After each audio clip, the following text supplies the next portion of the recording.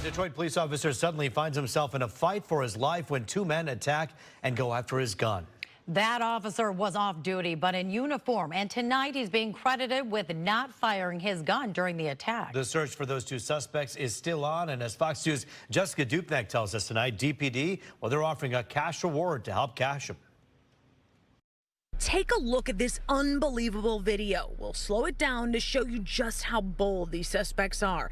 The young man without a shirt goes for the uniformed Detroit police officer's gun on his right side. He gets it. Meanwhile, his accomplice in the Adidas pants pulls a gun, pointing it at the officer. There's a struggle. The officer wrestles his duty weapon, a 9mm, back from the suspect. The two run off. The officer does not shoot at them. This is just a ridiculous crime. Detroit Police Commander Arnold Williams says it happened Saturday evening at the BP station near the Southfield and Joy Road. There's nothing to indicate that this officer, who was off duty heading into work, was targeted specifically. Investigators say it was all about getting the gun. There's no way I can explain the mindset of someone who would do something like that, but the one thing I can explain is if they would do that to a uniformed police officer, can you imagine what they would do to a regular citizen? Investigators have identified both suspects. They've executed 2 search warrants at their homes and are in contact with their parents. But still, as of Monday afternoon, they're not in police custody. If it's any family members that are sheltering them or have any information, encourage them to come in, and we want them to turn themselves in, because we're coming for them. We're going to find them. Detroit Police Rewards TV is offering a $5,000 reward for information leading to an arrest in this case. And of course, you can report those tips anonymously. Jessica Dupnack, Fox 2 News.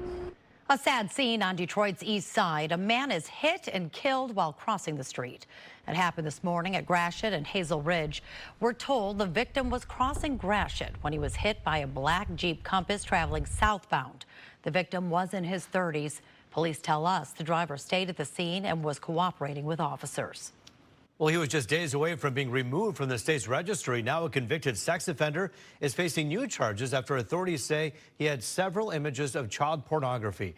59-year-old Thomas Spalding is accused of trying to distribute child porn.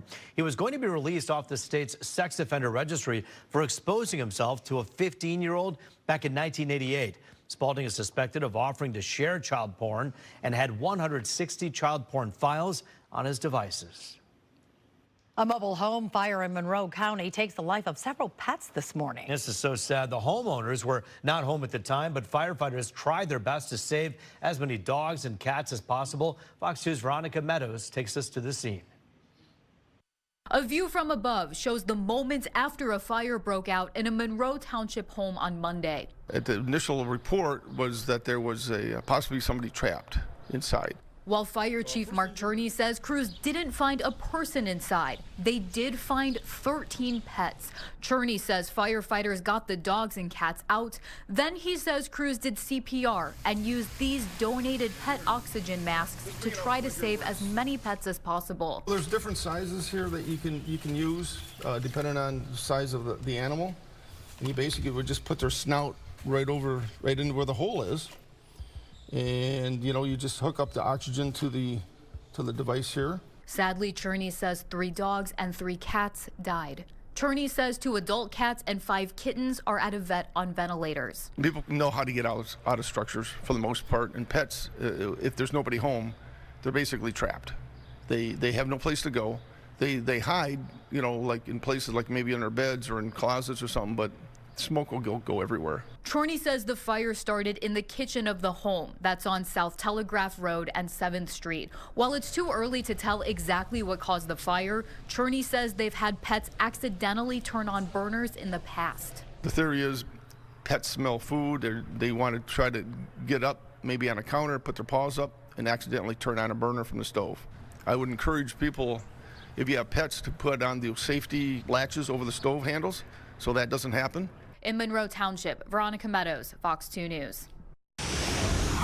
Well, our grass and the gardens, everything we planted sure needed that rain that we've been having. We could even use a little more. We really could. And by the way, the winds have changed, brought back Tara Asher after a long vacation. Welcome back, my friend. Thank you. It was nice to be out you. of town, but it's also nice to be back. So. Get a little break. Now you're back with your work family. The question is, Is there more rain on the way? Let's check in with Weather Authority Rich Luderman for our forecast. Hey there, Rich. Welcome back, Taryn and Roop. Yes, there is more rain coming for tomorrow. You can see this big area of low pressure spinning across the Great Lakes. It's breezy and cool out there right now, lots of clouds. But tomorrow, some of these showers are going to rotate back in to Metro Detroit. How about these current readings? 64 for us right now, 61 in Lansing, even a few spots in the 50s out there. Pretty cool for June. How about live pictures from Mount Clemens? That's the Clinton River right in the middle of your screen. 64 degrees over by Selfridge with the Old Glory flying around. 50 degrees, the low tonight. It stays dry. Now, there could be a couple of light showers showing up close to sunrise, but tomorrow, more showers are likely. Not an all-day soaker. Even Thursday, a shower chance for us, and then it warms up for the weekend. Rup and Taryn, a full check coming up in 10. Rich, thanks so much. Well, tonight the TSA is giving us a closer look at how it's using facial recognition at Detroit Metro Airport. Right. The technology is in use at more than a dozen airports nationwide, designed to help officers verify people's identities. Fox 2's Brandon Hudson has a closer look. At a place where time is as valuable as what's in your luggage and people are always on the go, TSA is making its security checkout process faster than ever. On Monday, the agency walked us through its Credential Authentication Technology 2, or CAT2 machine, a three-step process which involves facial recognition for passengers at the security line. It's more effective security as we've tested it extensively, and then it's also faster as it takes a matter of seconds to process. Metro Airport is one of 16 where CAT2 is available. The machines are at 3 different locations at McNamara Terminal. A sign details the process, which TSA says takes a matter of seconds. While at the airport, we met Eric Foote, who used CAT2 during his last visit. I tried it last time I came through. It seemed to work okay. Yeah, what did you think of the whole process? It was much easier and fast, so yeah, I'm good for it. While CAT2 is designed to make the security process more efficient, critics have voiced privacy concerns over facial recognition. Fox 2 asked TSA's head of federal security for Michigan about the issue. TSA is committed to protecting the privacy of the traveling public, and so those photos, any data, those are not stored on that equipment at all. And is there any concern about that at all? No. Whatever makes it more efficient for you? I just want to get in and get out. What's the typical wait time for you at TSA line? Look at it. It's going to be a long time. My plane don't leave till 4, and I'm here at 1 something, so that I can try to get in and get set. As the number of travelers increases, there appears to be an increase in prohibited items. TSA says so far this year, they've collected 50 firearms, which is half of last year's entire total. Here's how the security director says you should travel through checked baggage with a firearm. If you are traveling with a firearm, this is the correct way to travel if you're going to transport in checked luggage. So you have a hard-sided case, it must be sealed, and it must be declared with the airlines. Make sure you travel with an unloaded gun. If TSA does catch you with a firearm, police will be notified and you may have to pay a fine. At Metro Airport, I'm Brandon Hudson, Fox 2 News.